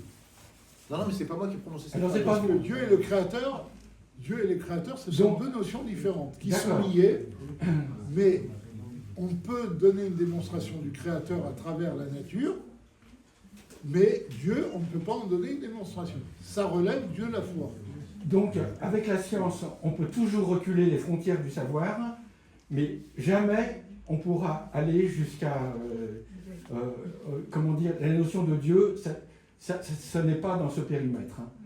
Et donc, la question que je voulais poser, par contre, alors peut-être que vous allez m'éclairer, c'est l'histoire de l'ouverture de la mer Rouge. Il n'y a aucune trace archéologique, géophysique, historique, préhistorique de ce phénomène-là. Et pourtant, c'est écrit dans tous les textes bibliques. Dans un texte. Comment vous comprenez ça? Très simplement parce que ce n'est pas la seule chose sur laquelle on n'a pas de traces historiques dans la Torah. Oui, mais d'où ça vient alors? Comment ça se fait qu'il n'y a pas de preuves? Puisque c'est quelque chose qui s'est produit il y a 2000, 3000 ans. Le Talmud lui-même nous dit Lo raïti et no raïa. Je n'ai pas vu, c'est pas une preuve. On n'est pas obligé d'avoir des preuves de tout ce qui s'est passé dans le monde. D'ailleurs, je peux vous rassurer, il y a même un tas d'événements qui se sont passés chez les Goïms dont on n'a aucune trace. Soyez-en persuadés. D'accord? Et alors, maintenant, philosophiquement parlant, peut-être que Dieu a fait qu'il n'y a aucune trace de tout ce qui s'est passé dans la Torah pour que justement ça relève de la foi. Non, parce que ça, c'est un phénomène physique. Et alors, Ça ne peut pas relever uniquement un de la foi. phénomène physique. Je veux dire. Quand il y a eu Tchernobyl, comme vous le savez, le nuage radioactif est passé en Europe, mais il a fait un petit détour, il n'a pas touché la France.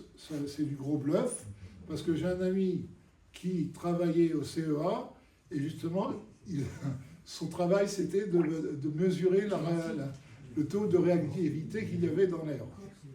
Et il a dit que lorsqu'il y a eu Tchernobyl, tous les indicateurs étaient au maximum.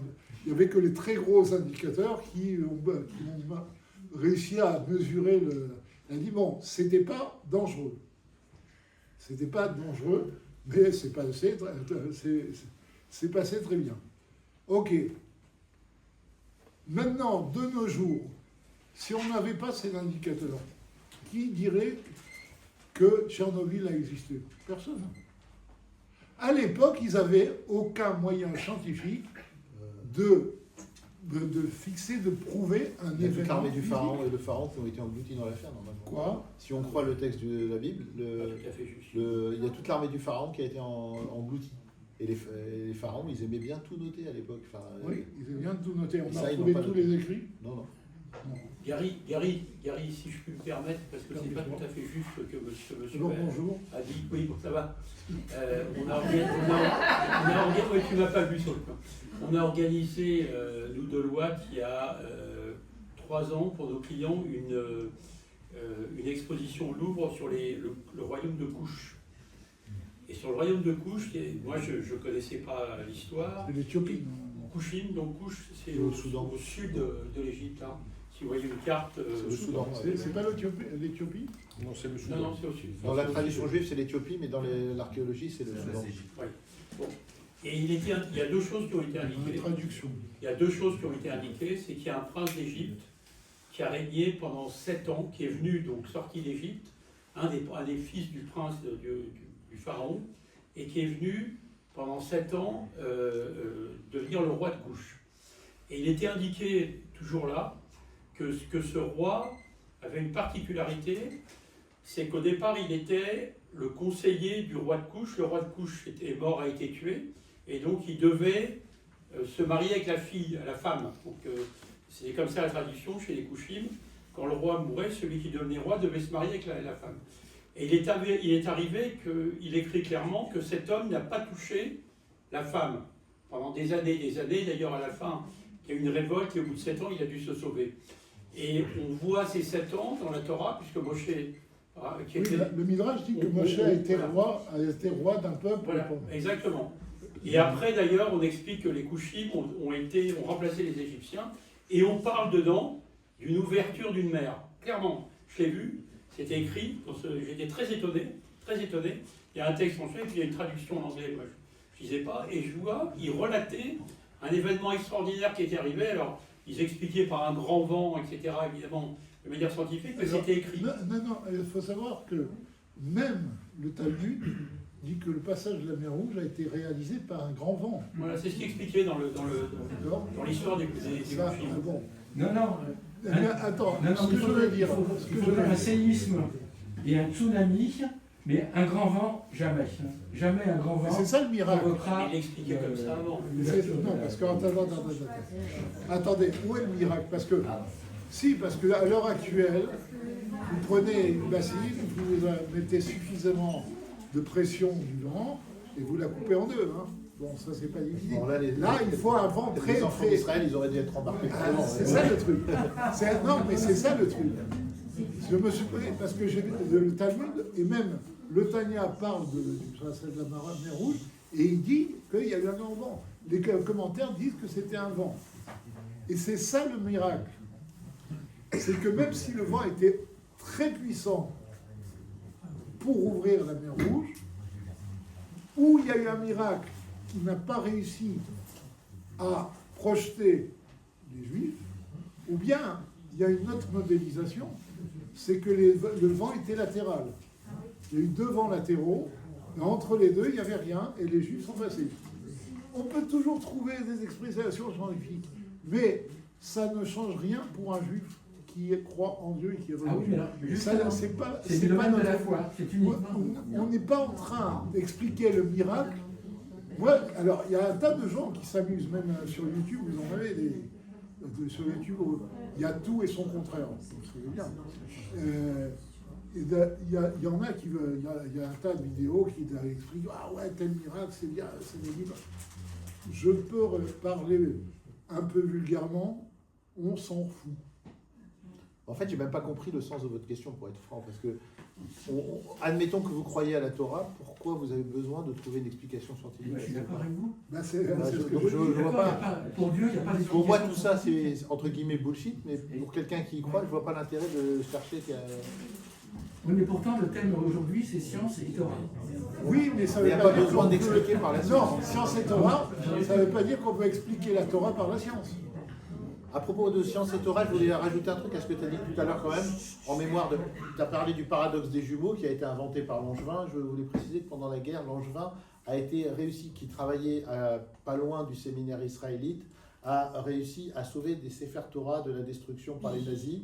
Et je ne sais pas que vous les avez mis, il les a cachés pendant la guerre et grâce au livre des Sefer Torah. C'est pour ça qu'il a un amphithéâtre à son nom au Collège de France. Ah bon?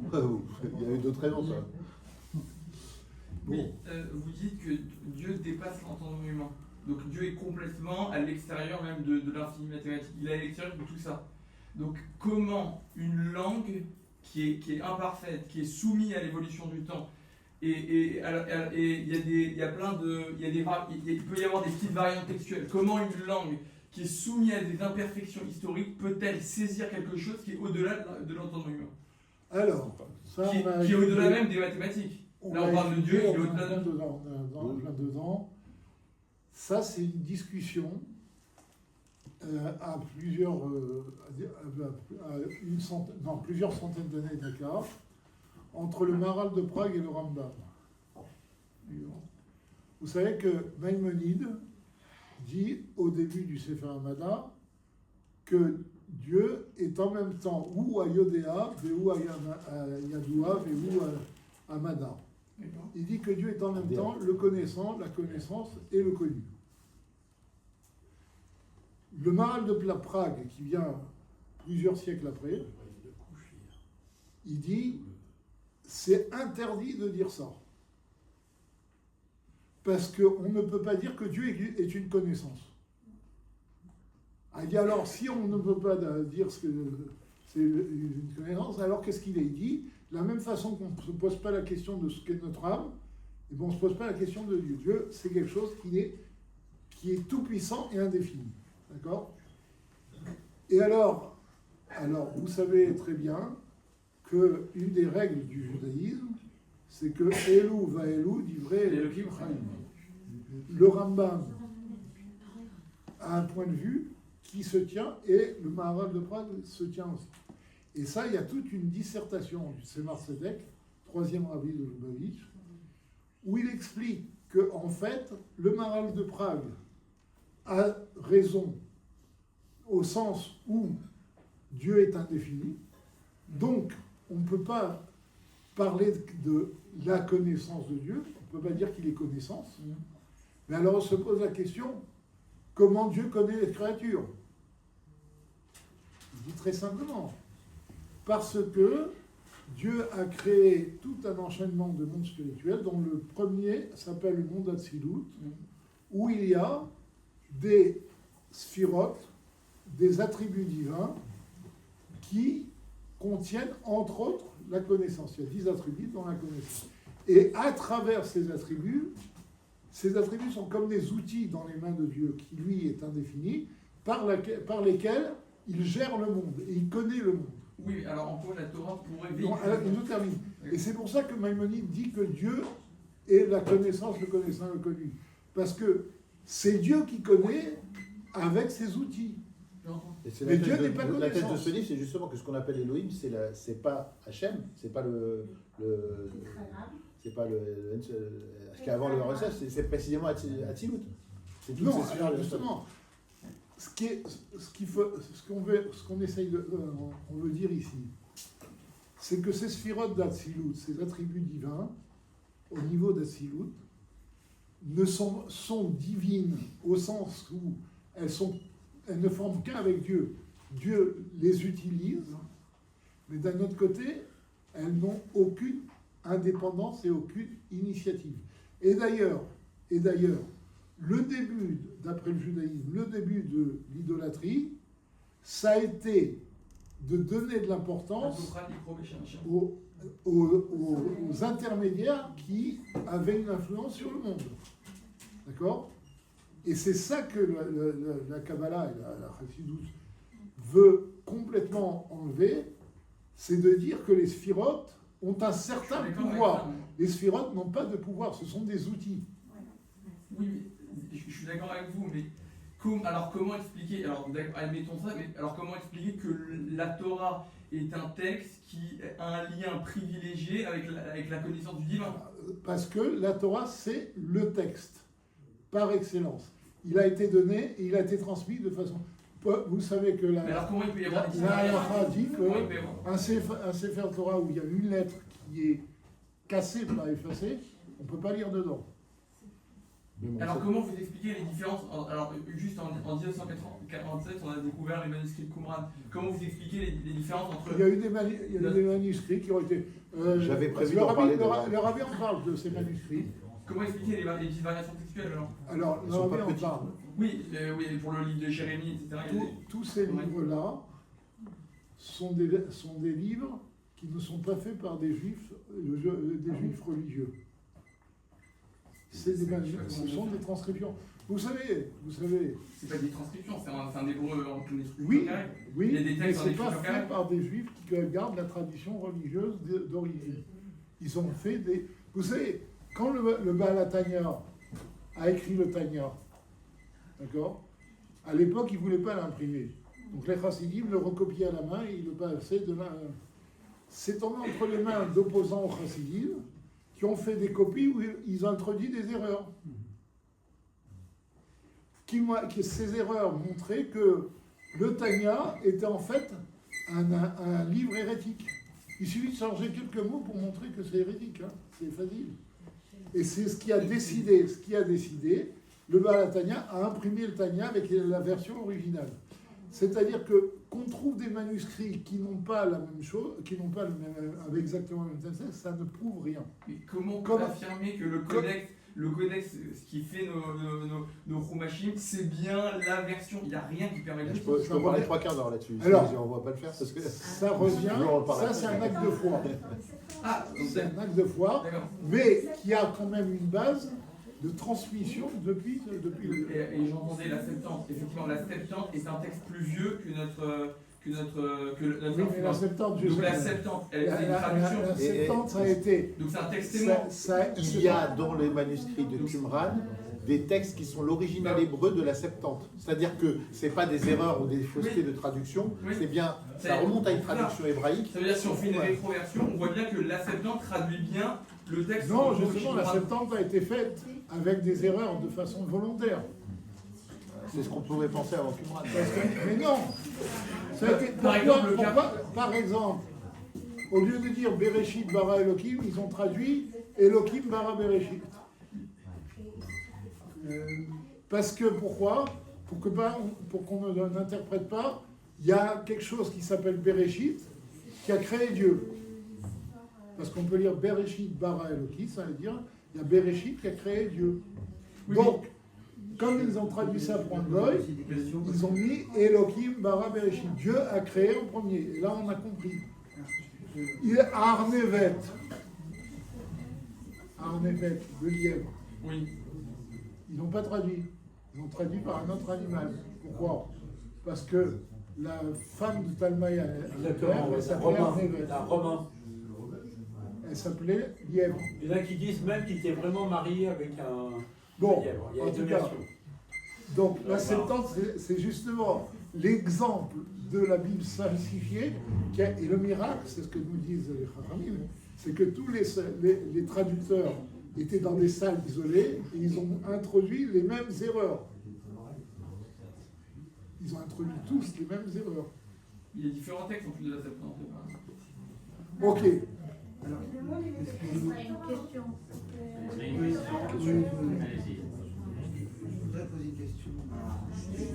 Vous parlez de la Torah, les 5 livres, le Chumash, tout ça. Que ça a été écrit peut-être au 6e siècle, etc. Ça a été écrit. Mais avez-vous entendu parler du Rav David Ménaché, béni, qui a fait des travaux très très intéressants et fascinants sur la structure mathématique de la Torah. Et des choses Sur les totalement codes. incroyables. Sur les codes. Sur les codes et tout ce qu'on retrouve là-dessus. Dans les codes, c'est faux. Non, mais il y a des choses. Moi, j'ai pas étudié. c'est J'ai des scientifiquement copains faux. polytechniciens qui ont étudié qui disent que ça n'a aucune valeur, petit Mais un. non, non, Petit Non, mais il y a des occurrences tout qui un... reviennent, Attends, mais- Petit voilà, deux. je vous arrête tout de suite.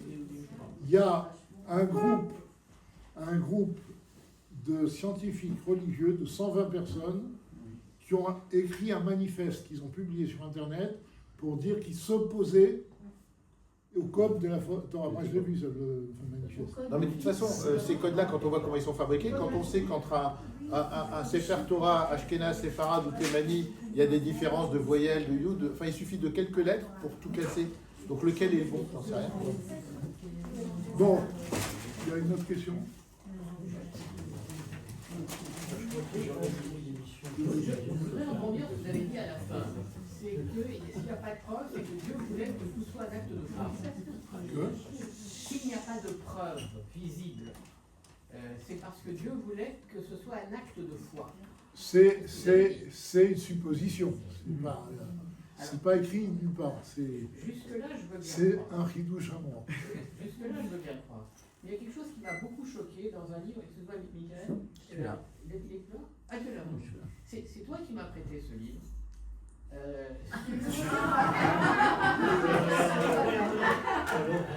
Sur l'archéologie, sur la paléontologie, selon laquelle les fossiles sur lesquels les paléontologues ont travaillé, ont construit toute la notion d'évolution et tout ça, ont été enterrés exprès pour que les paléontologues se trompent.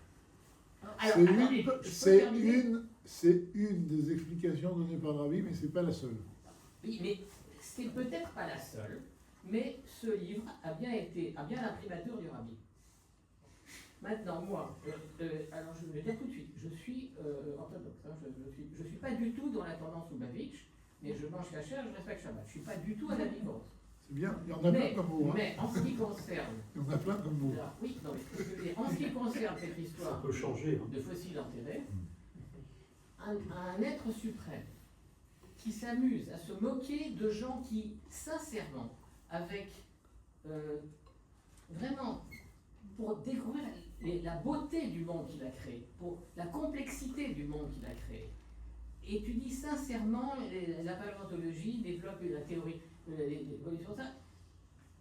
Quel est l'être suprême qui veut se moquer de ces gens-là en enterrant?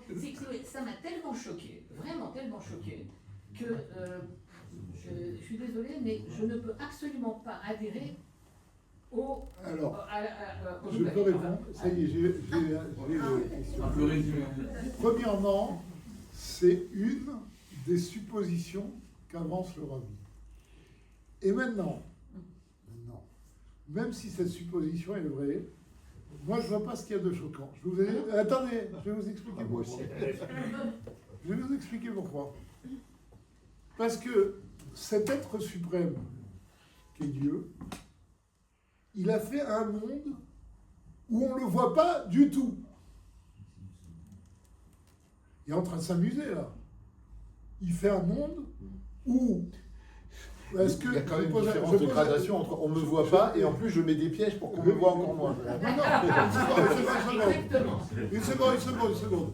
Je vais vous poser une question. Est-ce que l'un de vous, en se levant le matin, a vu le nom de Dieu en lettres d'or devant lui? Non, personne. Ok? Dieu a créé le monde. Vous savez comment on dit le monde en hébreu? Olam. Ça vient de quel mot? Elem, le voile. Parce que, une seconde. Il a très bien Une seconde. La notion de voile, la notion de monde est ce qui cache la présence de Dieu. Oui. Donc, Dieu peut cacher sa présence au point que d'induire en erreur les gens, de mettre à l'épreuve des gens croyants, d'accord, en mettant des choses dans le... Moi, ça ne me choque pas outre mesure, parce que de toute façon, Dieu s'amuse, comme vous avez dit. À tromper les gens qui sincèrement... Non, oui, alors, je vais employer votre vocabulaire, il joue à cache-cache avec nous. Mais pourquoi il joue à cache-cache avec nous? Pourquoi il se cache? Parce que le monde est fondé sur le principe du libre arbitre. Et s'il était révélé, il n'y aurait plus de libre arbitre. Pas un piège. Se cacher, c'est une chose. Mettre des pièges de la personne qui a une démarche intellectuellement honnête et qui va tomber là-dessus. C'est une anthropomorphisation de Dieu. Si Dieu il a des pensées qui dépassent tout, alors même il peut tromper les gens, c'est ce qu'il vient de dire. Alors là, ce serait un peu anthropomorphiser Dieu.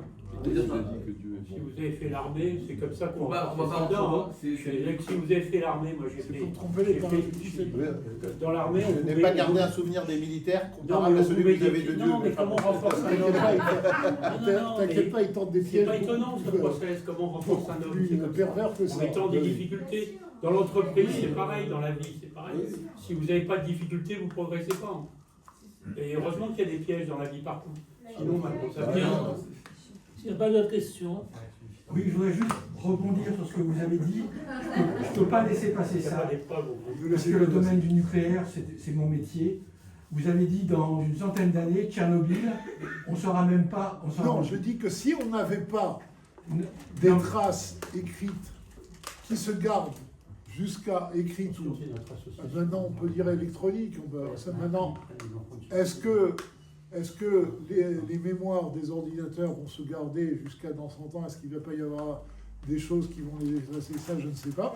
Mais en tout cas, s'il n'y avait pas de traces, dans 100 ans, on nous aurait dit, prouvez-nous qu'il y a eu... Alors ce que vous dites, excusez-moi, c'est complètement faux. Pourquoi? Il y a la zone d'exclusion de Tchernobyl sur un rayon de 30 km, Oui. où il y a des taux d'éléments radioactifs comme le césium-137, qui ont une période de demi-vie de 30 ans, et dans 1000 ans, il y en aura encore. Et il y a le sarcophage de Tchernobyl, avec des radioéléments de haute activité vie longue, type américium, actinide, qui sont là pour des centaines de milliers d'années. Il n'y a pas besoin de traces numériques. Alors, vous savez qu'en Amérique, c'était la guerre entre Pepsi-Cola et Coca-Cola. C'était la guerre entre les deux. Et il y a une pub pour Pepsi-Cola où on voit des archéologues qui font des fouilles et tout à coup ils sortent une canette de Coca-Cola. Des fouilles profondes, ils trouvent une canette de Coca-Cola. Ils se regardent tous, ils disent c'est quoi? Ils disent bon, c'est pas, on va voir, ils mettent de côté. Et après ils tirent tous une canette de Pepsi-Cola, ils se mettent à boire la canette. Vous comprenez ce que je veux dire? C'est que, bon, dans 100 ans, dans 500 ans, dans 1000 ans, on va trouver des traces de radioactivité. Est-ce que c'est sûr que c'était Tchernobyl ou il y a eu un autre phénomène? On ne sait pas. On ne sait pas.